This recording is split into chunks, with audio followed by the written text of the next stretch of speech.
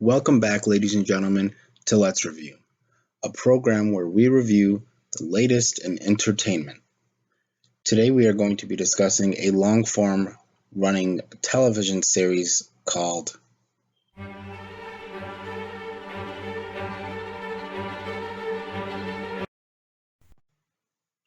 That is right, ladies and gentlemen, we are going to be talking about the Walking Dead television series.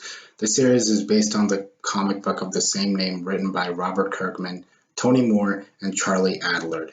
This gritty drama portrays life in the months and years that follow a zombie apocalypse. The show is currently written by Angela Kang, amongst a bevy of other writers, but Angela Kang serves as the main showrunner, with series regulars Norman Reedus, Denai Gurira, Melissa McBride, Josh McDermott, Christian Serratos, Seth Gillum, Ross Marquand, Carrie Payton, Ryan Hurst, Samantha Morton, and Jeffrey Dean Morgan. So the plan here is to give the general audience or people who don't really watch The Walking Dead anymore a general quick recap of what had happened in the first half of the season with an overview. Then we are going to continue on with discussing the actual episode in discussion here, which is the mid-season finale of season 10, episode 8. Then we will close with a prediction on what I believe might happen in the latter half of the 10th season, meaning when it debuts back in February. I don't know when it's going to debut, but I know the show will be coming back in February for the second part of season 10. So that is also where that's my plan for the overall generality of what we're going to be doing here. So I will issue I'm not really going to have much spoilers in it, but just in case I do want to issue a spoiler warning for anyone that may not want to know anything about it if you're not caught up. So please leave if you need to do so, and I'll give you a space of time to do that right now. So if you're still here beyond this point, then I'm assuming you either don't mind spoilers, or maybe you just haven't really watched the show and don't really care to, but would like to hear someone break it down in highlights of what happened. So beginning with the overview here, the road so far, so to speak, is where I'll be discussing the major storylines we've been following so far in the first half of this current season. The main storylines we follow are Michonne and Daryl, whom are dealing with the paranoia of all the communities while trying to keep them united against the Whisperers. And what I mean by that is Angela Kang talked about this season feeling like the Cold War, with how everyone is kind of on edge after what happened at the community fair with the Pikes and with Alpha and her warning to all of the rest of the communities. So that's a storyline that we return to following. Also, Carol, who is constantly seeking revenge towards Alpha and the Whisperers, is another story we follow throughout. Not to mention Negan, who is now starting to adjust to life in Alexandria, and Sadiq, who's still reeling from what happened to him in the barn and dealing with in the barn, because he deals with a lot of PTSD from what occurred inside the barn, which at this point in the series we weren't really privy to knowing quite yet.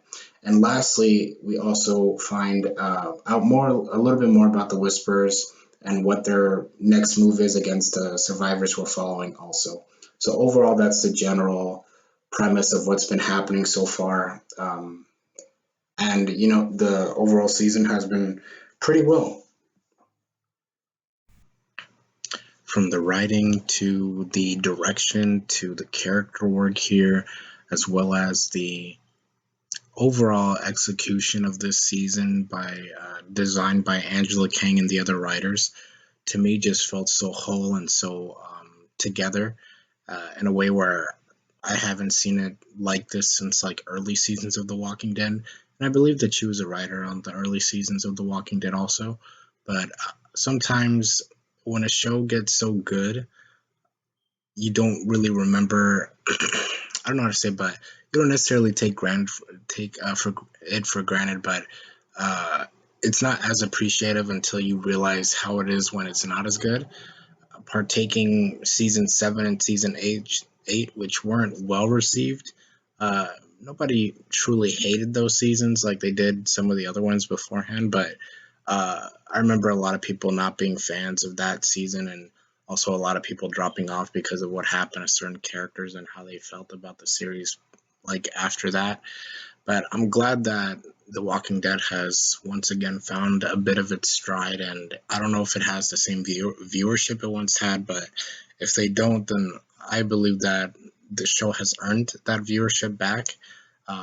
Maybe they won't get to the same heights they were in the early seasons and even latter seasons of like season 5 and season 6, where like everybody was watching this show and everyone loved this show so much. Like before I joined around like season 5, so I I had gone back and watched everything, but nonetheless, I feel like the show, like I said, has really found its stride and has came back and hit hard and hit heavy with a lot of its nuance, and the way it handles certain characters and what we get out of the series is definitely worth investing in.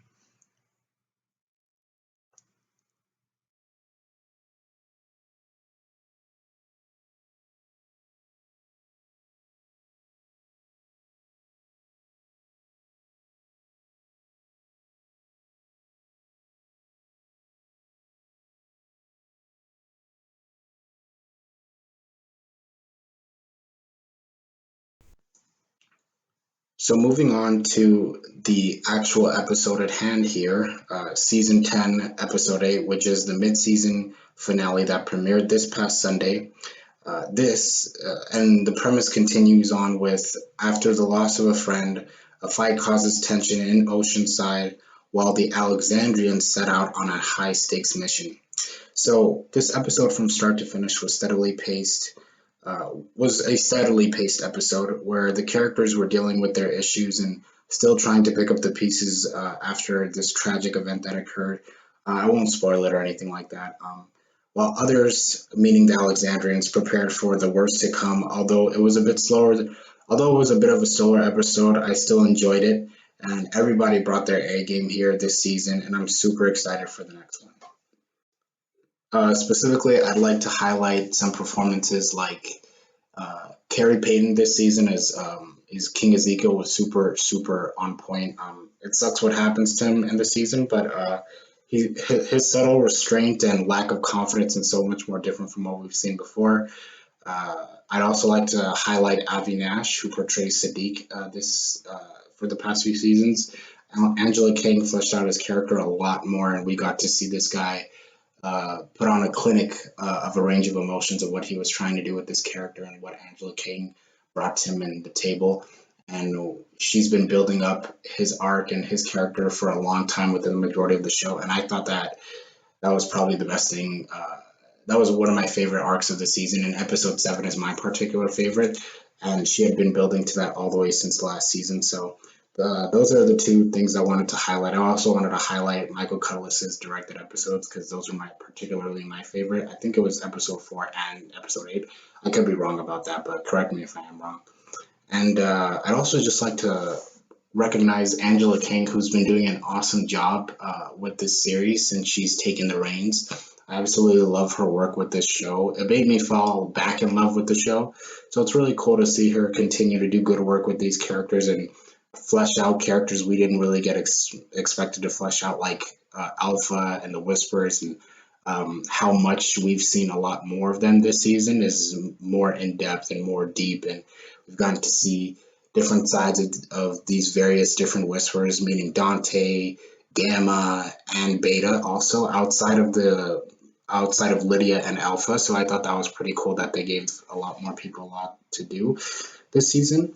So yeah, the overall, I just think that this season has been A plus, and I know a lot of people fell off the show after Negan's like introduction, and I know that he wasn't really as well received. But what they're doing with Jeffrey Dean Morgan now and his arc is also astounding, and he always brings it and kills it. I've always been a fan of his ever since Supernatural is when I first saw him in something. Although I know he was in a bunch of stuff before that, but that's where I initially fell in love with that guy.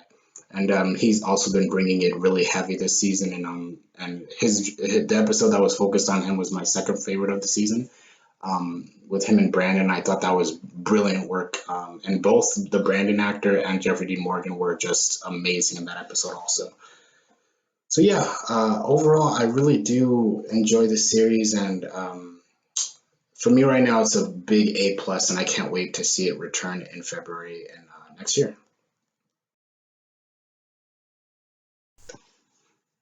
So the last bit here, we're going to be discussing our predictions, or at least my top three predictions that I'm going to be guessing could occur in the latter half of season 5.